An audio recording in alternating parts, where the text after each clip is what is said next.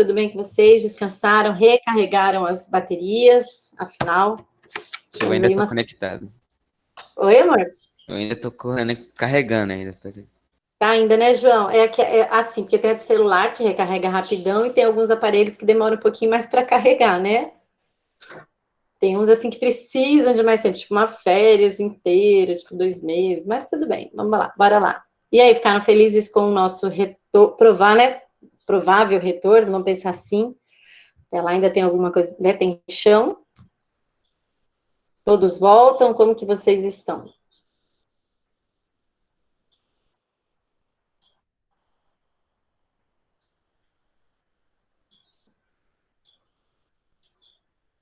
E 82% volta, essa foi a estatística?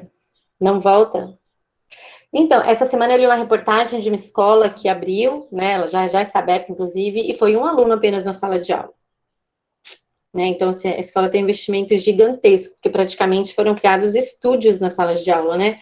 Assim como, por exemplo, nós estaremos fisicamente ali ministrando aulas, mas vocês em casa, para quem não vai até a escola, tem que ter a mesma qualidade de aula daquele que está lá fisicamente. Então, tem que ter um belo de um estúdio, né? Com sistema de filmagem, sonorização, iluminação, né? Tudo de acordo com uma qualidade técnica top. Então, esse investimento é muito grande, né? Então, se as escolas toparam, quem somos nós, né?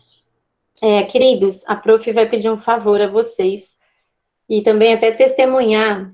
Eu daria aula mesmo assim, com certeza, nós temos que ministrar. E isso que o professor fez dessa escola, na reportagem está falando, né, que o professor ministrou aula para um aluno, independente da quantidade de aluno, até na nossa formação da licenciatura é sempre falado. A gente tem que valorizar aquele que foi, né, independente se vai um, se vão dois, porque assim, ali fisicamente tem um, mas virtualmente tem vários, tá? Então tem que ser a mesma qualidade, a mesma, né, e valorizar a presença daquele que foi, certo? Semana passada, como eu falei, vou testemunhar o poder da palavra, né? Eu sempre, esses dias eu tava falando, eu quero que chegue essa semana, eu quero que chegue essa semana, me referindo à semana passada. Eu quero me desligar o Wi-Fi, desligar computador, desligar celular, desligar tudo. Aí eu viajei, quando eu cheguei lá, a primeira coisa que eu fiz foi conectar no Wi-Fi, óbvio. Não fui para hoje, fui para Bonito. Mas aí o que aconteceu? Eu tinha feito esse combinado, mas eu não cumpri esse combinado comigo mesmo. Mas aquele ser superior que vive lá em cima, que eu acredito pra caramba, aconteceu uma coisa, eu caí dentro do rio, assim, eu estava fotografando minha sogra e meu sogro, eu escorreguei numa pedra e fui, eu e o meu celular para dentro do rio. Então, quer dizer, eu literalmente fiquei offline, por força maior. Não porque eu quis. Então, eu tive crise de abstinência e tudo. Comecei a baixei Instagram no celular do meu filho, ficava monitorando as coisas aqui em Campo Grande pelo celular da minha filha.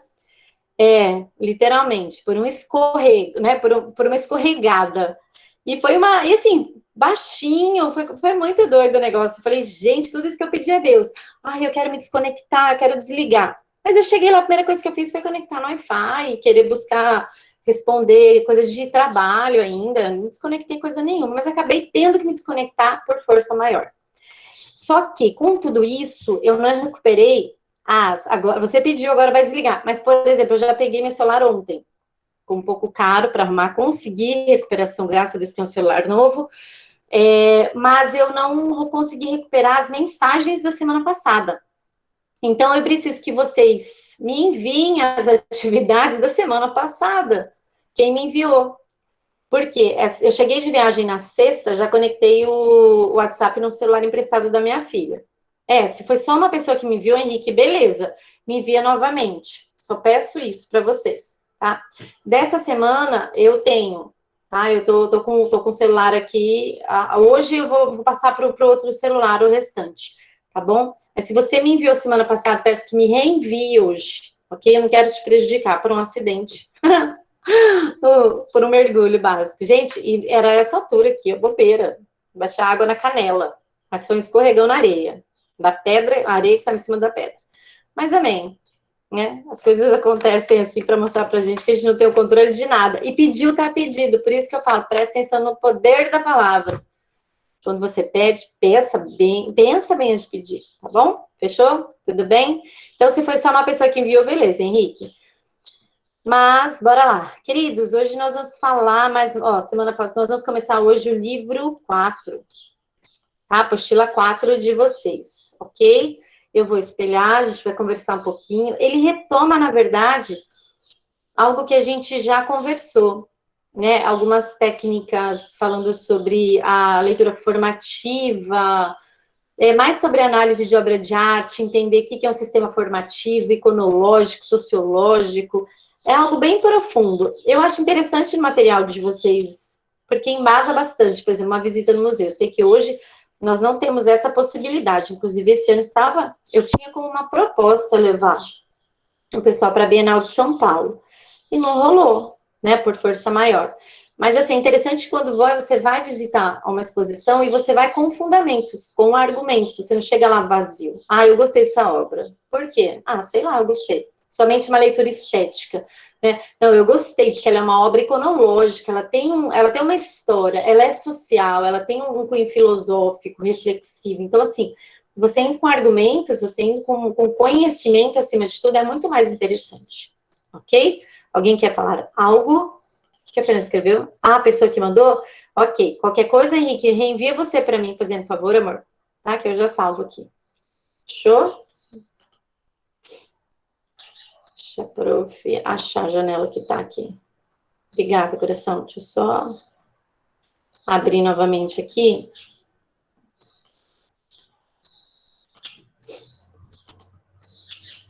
Agora vai.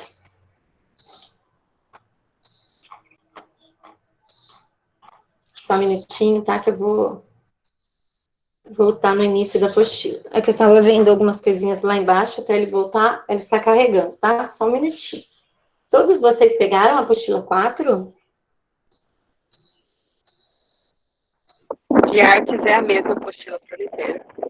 Ah, é uma só. É, porque a minha também é. E eu fico pensando se ela tem essa fragmentação para vocês. Então, não tem, né? Ainda bem, então não tem como dar desculpa que não foi buscar. Professor, o Samuel foi alimentar os cachorros dele e já volta. Tá bom, agora é hora de comer, Guri, para dar o café da manhã, né? Certo? Vamos lá, queridos, ó, a arte e seu entorno. Então, aqui ele vai falar sobre crítica de arte, o método sociológico e o método estruturalista, tá? Então, ó, a gente vai ler esse texto e conversar um pouquinho sobre essas perguntas, tá?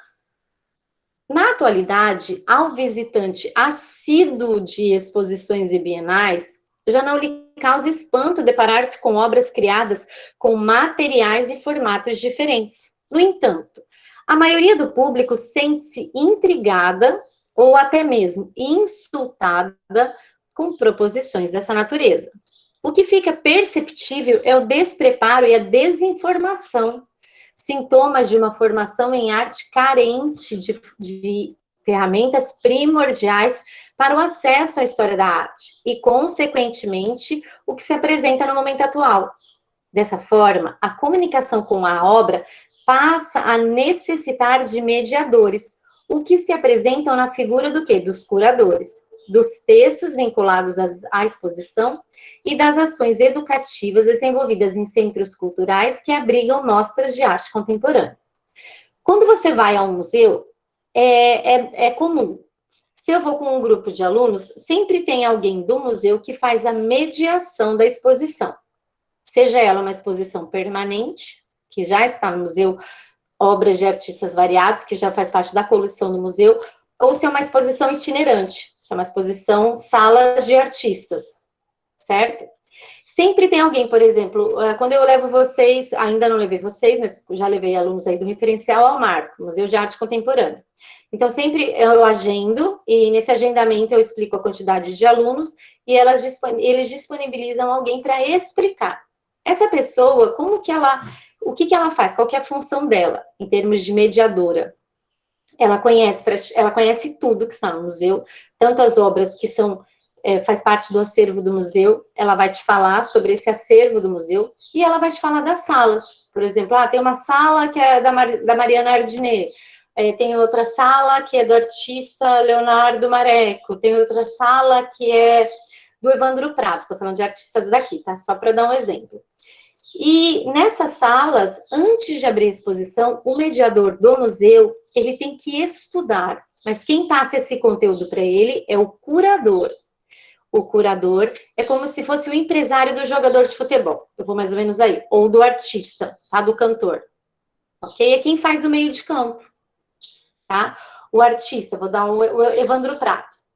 Não sei se vocês já ouviram falar dele. Ele é aqui de Campo Grande, aqui do Mato Grosso do Sul. Hoje ele mora em São Paulo. Ele já fez residência na Argentina, ele já expôs, ele está com uma exposição em São Paulo, bem interessante. As obras dele têm cunho religioso, político, social, acima de tudo crítico. Tá? Ele é um artista extremamente que faz você olhar uma pintura, uma escultura dele, uma instalação artística e questionar, e não aceitar. Tá? Hoje o Evandro, ele mesmo ainda faz a sua curadoria, mas ele tem pessoas que fazem a mediação, e que fazem a intermediação, na verdade, do trabalho dele, tá bom? Assim como a Mariana Ardini, que eu citei, que ela é daqui, ela é fotógrafa, ela está numa exposição no Museu de Arte Contemporânea, no Marco. Agora devido à chuva da semana passada, o Marco teve que fechar as portas para uma reforminha, porque molhou todas as obras, tá? Um problema estrutural do museu, infelizmente. Só que a exposição da Mariana estava lá. Alguns artistas ainda não têm esse curador, tá? Então, eles que, na verdade, eles vão até o museu, na hora de montar a exposição, eles que montam, eles falam se o quadro fica melhor aqui, a escultura aqui, eles têm todo o layout, todo o estudo de como vai ser a sua exposição. E você, que vai visitar a exposição, se eu, enquanto professora, arte educadora, não te contar quem foi aquele artista ou o que você vai ver na exposição, a sua leitura vai ser o quê? Ah, legal. Aí você vai olhar uma escultura. Ah, bonita. Ah, poderia ter pintado de outra cor, né? Ah, mas por quê? Ah, não sei. Foi o que eu falei, é uma leitura linear, é uma leitura branca, é uma leitura superficial. Aí, a partir do momento que você entender por que o Evandro, por exemplo, ele santificou uma Coca-Cola e respondeu um processo por isso, ele respondeu, a Igreja Católica entrou aqui de Campo Grande, processou Evandro Prado, porque ele pegou uma Coca-Cola, uma garrafa de Coca-Cola e colocou no altar. E utilizou aquilo como uma crítica às pessoas valorizarem, ou melhor, idolatrarem outras coisas, santificar a imagem, não a Coca-Cola em si, mas idolatrar produtos, matérias, consumo. Essa crítica que o Evandro fez. E ele quis criticar também a falta de fé, o distanciamento das pessoas em relação à fé, mas não foi esse olhar que a Igreja Católica teve diante das obras dele. Tá? Se vocês querem pesquisar um pouquinho mais sobre isso, ele respondeu o processo, isso daí foi em 2014, se eu não me engano, o Museu de Arte Contemporânea aqui também, porque a exposição estava lá, foi um grupo de conservadores da própria Igreja Católica que entraram com esse processo. Mas ele não deixou de produzir, ele ainda produz. Hoje ele está com um cunho um pouquinho mais político, tá? Ele estava com uma exposição em São Paulo chamada Triplex. Aí ele mesmo colocou nas redes sociais dele, né? Qualquer semelhança é mera coincidência, tá? Então, ele está sempre... E com certeza ele está elaborando umas coisas aí, principalmente nesse momento que nós estamos vivendo, ok? Então, hoje, o que aqui está falando assim, né, ó... o que fica perceptível é o despreparo e a desinformação. Hoje, no Japão, na Europa, em outros lugares do mundo, você vê crianças indo ao museu desde a educação infantil. Quando eu estava numa escola municipal na educação infantil, eu levei os meus alunos ao museu.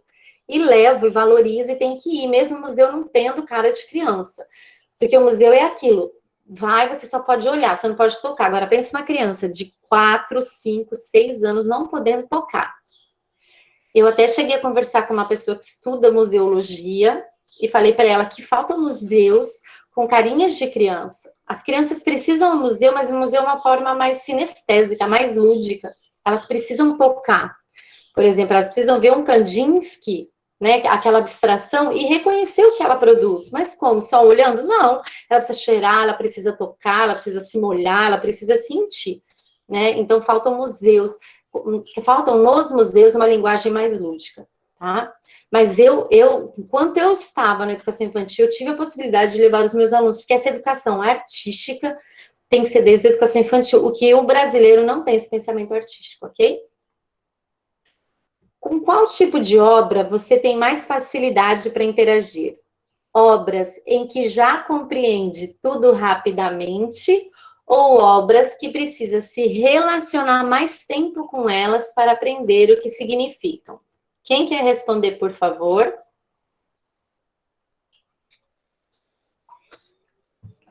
Ninguém? Tato na cara, Alice, a hora acabou, mais fácil. Oi, fala mais alto, Henrique. As que você olha, você já fala, já saquei, já Já saquei. entendi o que é. A maioria pensa sim, mas alguém quer falar? O Marcos gosta de obras abstratas. Abstratas é legal. O abstracionismo, ele te dá liberdade, né, para você... Na verdade, o abstracionismo, o artista, ele te dá liberdade para você fazer a sua leitura, para você fazer a sua análise, para você fazer a sua interpretação. Não que ele não tenha... o artista, o processo criativo dele, ele tem o objetivo da obra, mas, de repente, o objetivo dele não é o mesmo que o seu, na hora da leitura. É interessante. Vocês têm um pensamento assim, ó, uma obra abstrata. Meu irmão, tipo, de 2 anos faz, qualquer criança faz, até um macaco faz, né, um elefante, vocês já não viram isso na mídia? Ou vocês acham que um artista abstrato, ele também merece ser valorizado?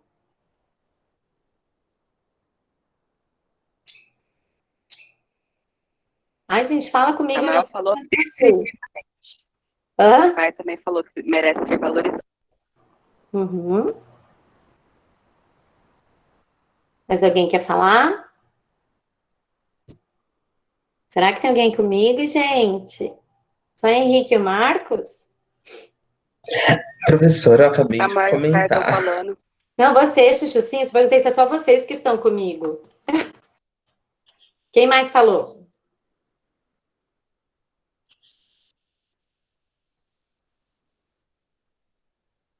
Eu, prof. Bom João dia. Pedro tá dormindo. Com quais tipos de obras, você se sente desconfortável ou não gosta de interagir? Tem alguém que não gosta de arte abstrata? Se sente desconfortável com Eu. uma obra? Você?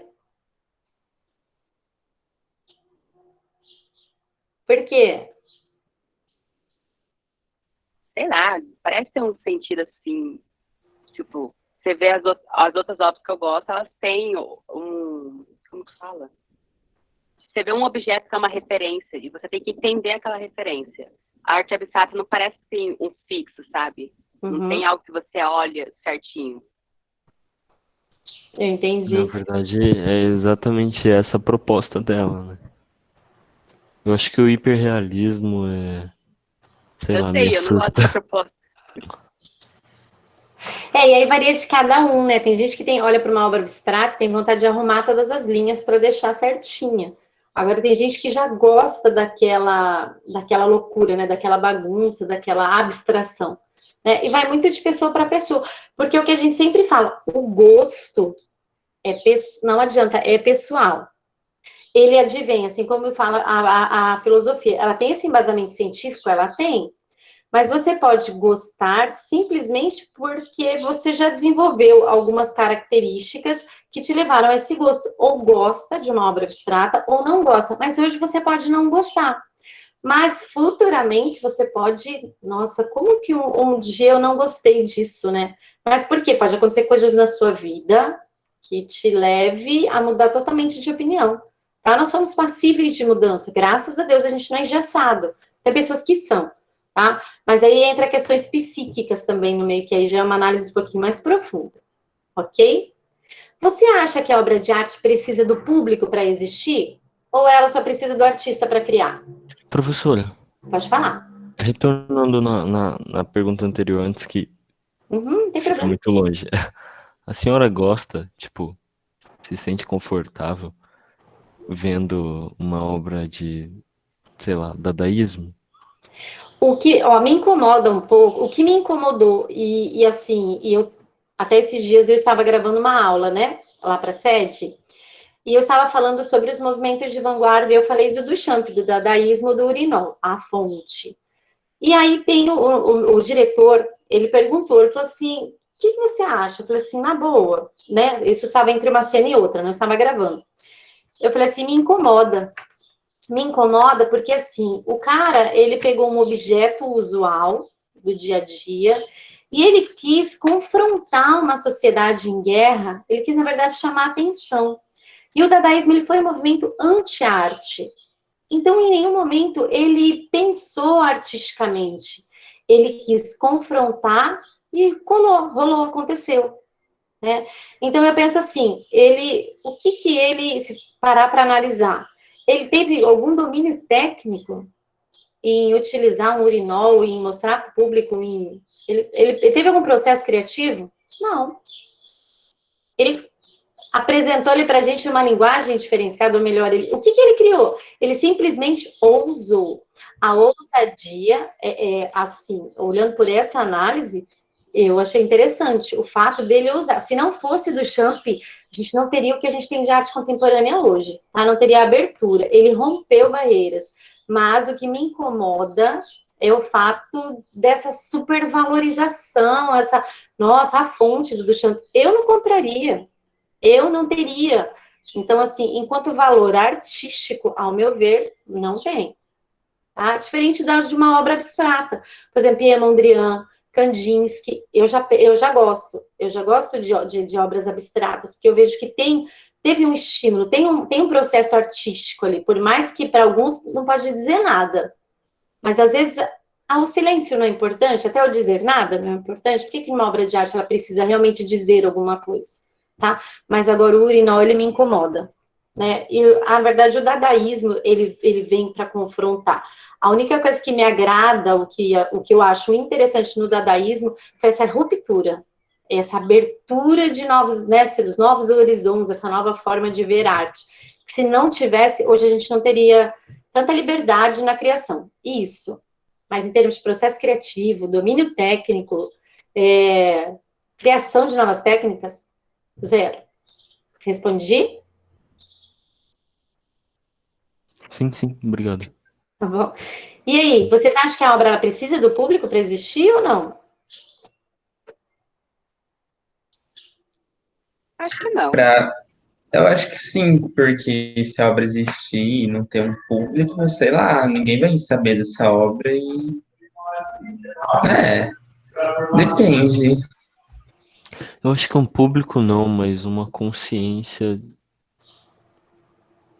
Ela precisa Assim, ser exposta, mostrada para Sim. concorda.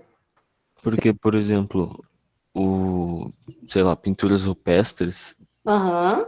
não é arte, não tinha Não tinha esse valor objetivo, artístico. né? Aham. Que hoje tem, de alguma forma, porque conta uma história. Tem uma questão sociológica ali, né? Iconográfica, vamos pensar assim. Uhum. Né? Não, Fê, se você pensar que a arte é a expressão de alguém, então acho que não precisa mesmo de um público. Teu público, né? Pode ser. Mas, por exemplo, numa peça teatral, se não tiver plateia, por exemplo, em tempos de pandemia, muitos artistas ficaram nas suas casas, eles não se apresentaram. Aí teve o recurso virtual, ok. Mas antes do recurso virtual, sem plateia, teve arte? Mas o Teve teatro o foi ato. uma arte criada especialmente para ter um público. Tá. Mas um quadro, mas Se uma... seria com linguagens diferentes, é isso? Sim. Acho que se a pessoa faz com o objetivo de ter um público, Então, aí vem do objetivo da pessoa, né? Muitas obras, só para vocês assim, a nível de conhecimento, tem muitos artistas que têm muitas obras que foram descobertas apenas quando eles morreram, porque estavam lá ou guardadas dentro dos seus ateliês ou simplesmente pintadas atrás de outras obras. Então, muitas vezes, eles não tinham até mesmo esse objetivo de ficar conhecida por um público. Né? E como o Henrique falou, a arte em si é uma expressão. Né? Independente de ter público ou não, é uma forma de expressar algo. Aí tem as particularidades, que foi o que eu citei da linguagem teatral, até mesmo da música, até mesmo da dança. Tá? Que existe a necessidade de um público? Talvez sim, talvez não. Ok?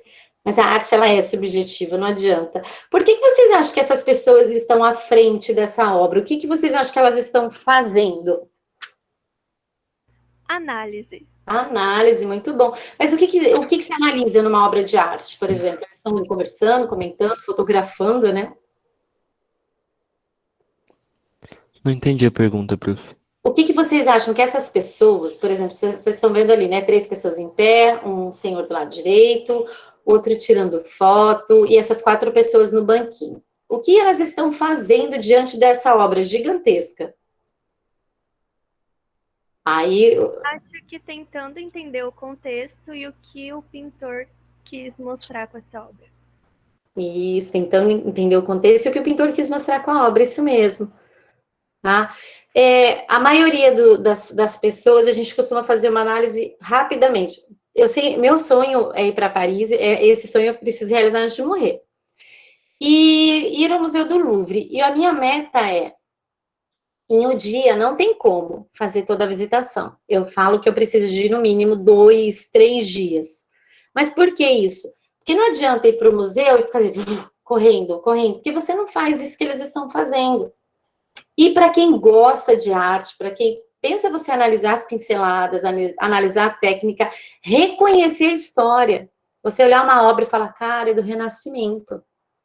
Olha o domínio de técnica, olha a terceira dimensão, olha o ponto de fuga, olha o claro e escuro. Então você começa a colocar informações ali pertinentes ao seu conhecimento.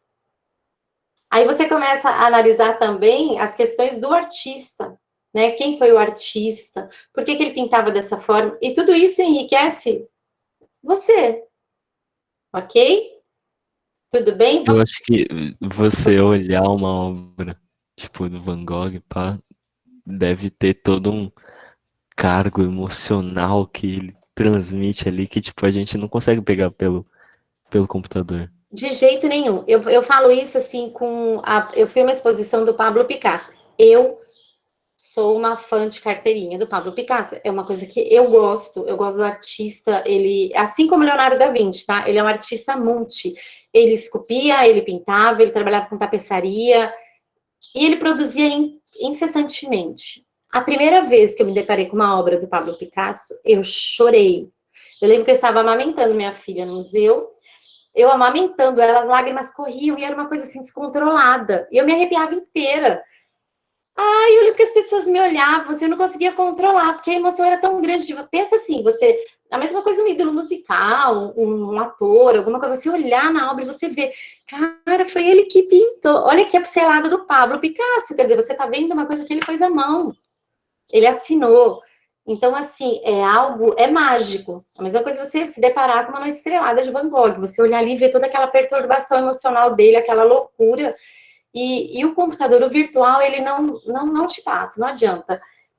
É um ambiente ainda considerado frio, porque não tem essa sinestesia, né? Não tem esse contato mais próximo. Mas é muito louco. Eu posso garantir para vocês. Eu não sei vocês, assim, mas quem tem esse vínculo é a mesma coisa que você se deparar com um ídolo. Você olhar para ele e falar, oi, é você mesmo? Tipo, nossa, né? Posso fazer uma selfie? Posso... entre outras, assim, eu também vi a exposição de Rembrandt, entre outros artistas, assim, que eu admiro, e eu ficava, assim, boquiaberta. E às vezes eu ficava diante de uma obra e parada, por um tempão, assim, porque eu ficava... Sabe quando você fica extasiada, você fica olhando, assim, e não dá vontade de sair de perto, mas o museu fecha, né? Mas tudo bem. Aí fica igual aquele filme, Uma Noite no Museu, aí você não sai dali. Eu, hein? Bora lá. Alguém quer falar mais alguma coisa? Que a prof fala pra caramba.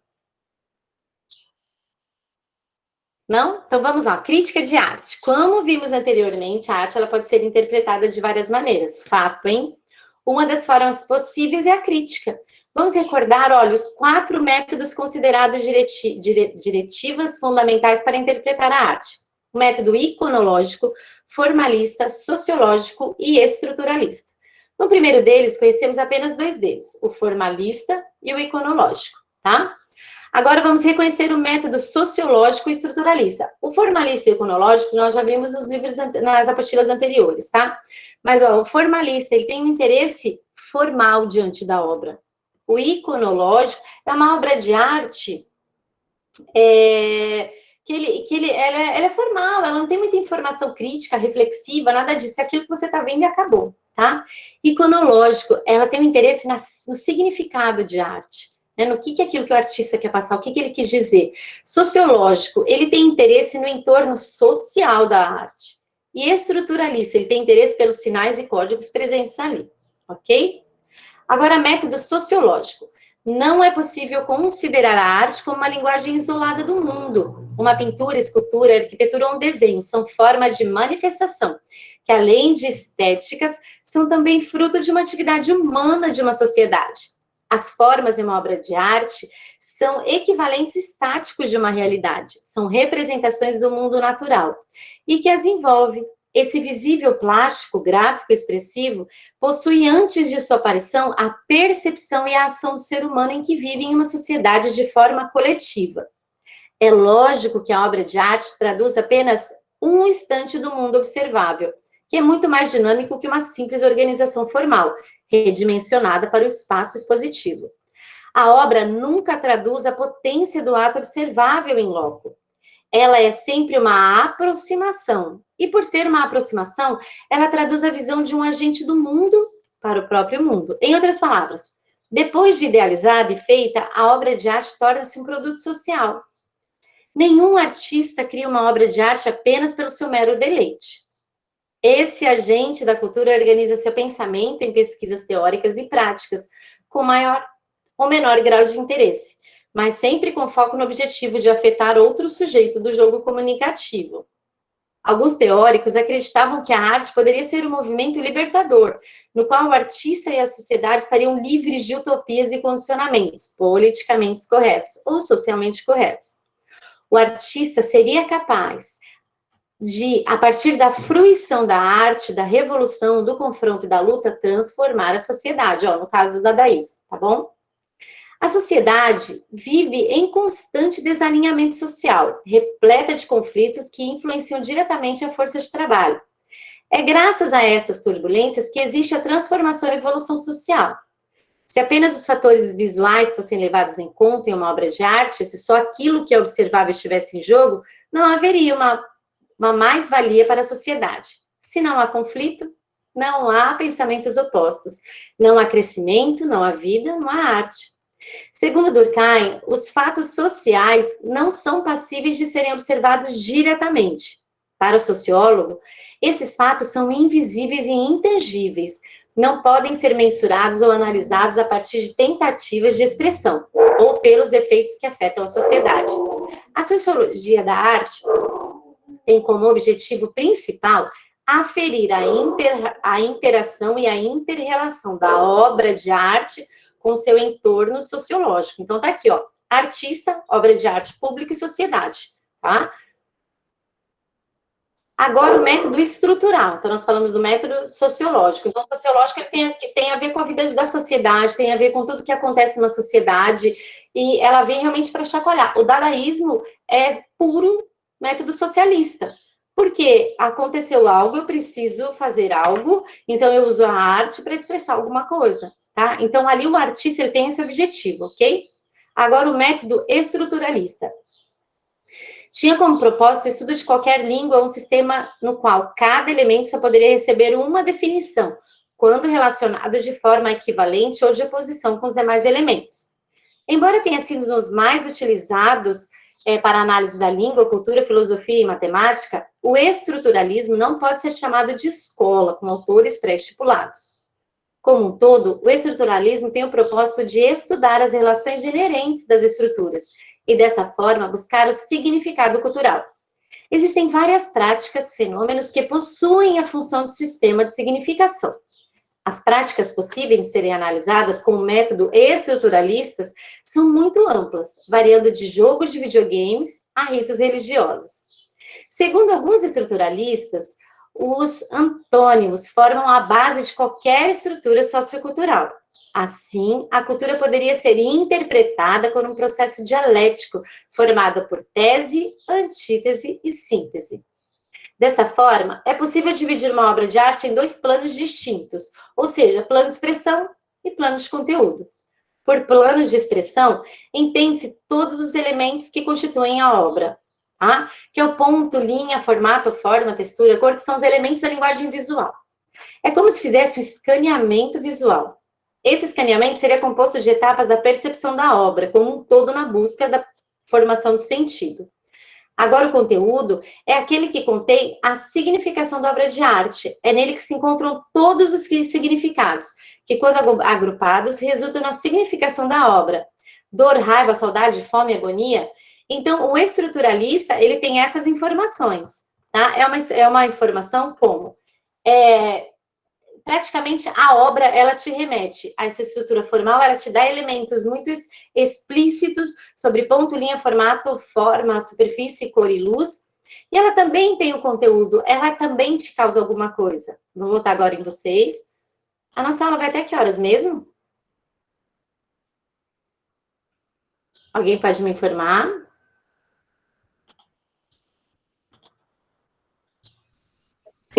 Até as 50. 50. Ai, Jesus, então a prova vai fazer chamada agora. Rapidez. Já fica alerta aí alguém para mim, e aí eu já fecho com vocês, tá? Amanda Vitória. Aqui. Ana Júlia. Ana Júlia é ótimo, né? Ana Júlia. Microfone. Aqui, prof. Obrigada, amor. Ana Lívia. Não, Anne Gabriele. também não. Arthur Boni.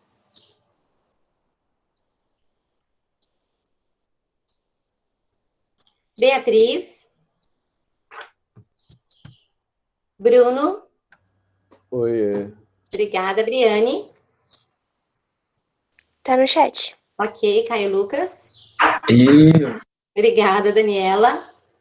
Aqui. Danilo. Heloísa. Não? Fernanda Bandeira tá aí. Fernanda Carolina. Giovana de Sá Souza. Chat. Giovana de Souza Lima. Presente. Obrigada. Enê. Não. Igor Monteiro. Isabela de Jesus. Chat. Ok. João André. João Prof, Pedro. a Luísa tá no chat. Ela falou que o microfone dela bugou. Quem, amor? A Heloísa. Tá, vou tirar daqui, tá? João André tá aí? Não. João Pedro. Chat. Júlia. Cauã. Aqui. Ok. Lívia. Chat. Luísa Fernandes.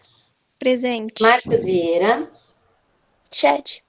Maria Eduarda. Chat. Maria Júlia. ô, professor, Oi, falar. pode falar. a internet da Maju caiu. Da Maria Júlia, tá? Isso. Não, tranquilo. Matheus. Chat. Pedro Henrique. Chat. Pedro Paulo. Aqui. Obrigada. Raquel. Renan. Raquel tá no chat, prof. Tá, amor. Renan. Renata. Aqui. Sandriele. Chat. Thales. Chat. Samira. Chat. Caio. Carmen. Presente. Obrigada. Isabela Dutra. E Irineu. Agora vamos para o primeiro bre é ótimo, né? Primeiro bre, rapidão. Rapidez. Ana Beatriz. Ferreira. Ana Beatriz Torres. Não? Tô respondendo no chat. Ok. Ana Maria Yuri. Arissa. Aqui. Ok. Beatriz. Chat. Beatriz Maciel. Bianca. Chat. Bianca Casimiro. Aqui. Cássio Bandeira. Aqui. Manu. Eu. Obrigada, Chuchu. Gabriel Henrique. Gabriela Castro. Giovana Luiza. Aqui. Obrigada. Giovana Papacideiro. Aqui. Obrigada, amor. Henrique Mendes está aí. Henrique Ukio está aí. Yara. Aqui. Ingrid. Chat. Ok. Isabela Araújo. Ivan Matheus. Presente. Obrigada. João Afonso. Chat. João Gabriel. João Pedro. Luísa. Maria Elisa. Eu. Obrigada, amor. Manuela. Chat. Maria Eduarda. Chat. Matheus. Milena. Presente. Nicole. Aqui. Pedro Felipe. Pedro Parron. Chat. Rayane. Chat. Rebeca. Renata. William. Chat. 7. Sabrina. Samuel. Oi. Oi. E Hugo. Isis.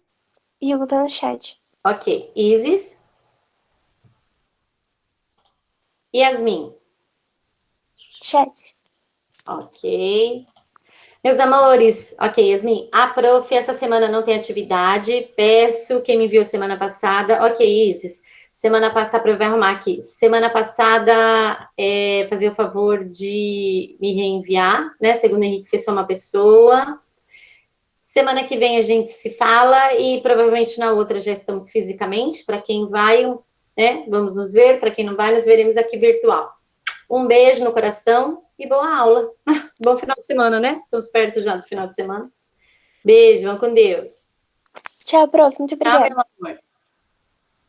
Tchau, prof. Tchau, querido. Até mais.